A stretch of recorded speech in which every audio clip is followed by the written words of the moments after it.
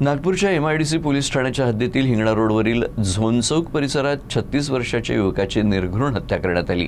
या प्रकरणी पोलिसांनी अज्ञात आरोपीच्या विरोधात गुन्हा दाखल केला आहे आणि पुढील तपास सुरू केला आहे।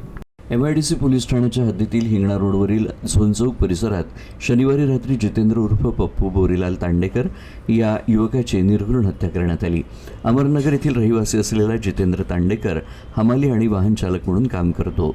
शनिवारी संध्याकाळी सुमारे 7 वाजता तो घरातून बाहेर पडला होता। रात्री उशिरा हल्लेखोरांनी लाकडी दांड आणि बिटेनं त्याच्या डोक्यावर आणि कपाळावर वार केले। या हल्ल्यात त्याचा घटनास्थळीच मृत्यू झाला। रविवारी सकाळी स्थानिक नागरिकांना मृतदेह आढळल्यानंतर MIDC पोलिसांना माहिती देण्यात आली। पोलिसांनी पंचनामा करून मृतदेह शवविच्छेदनासाठी पाठवला।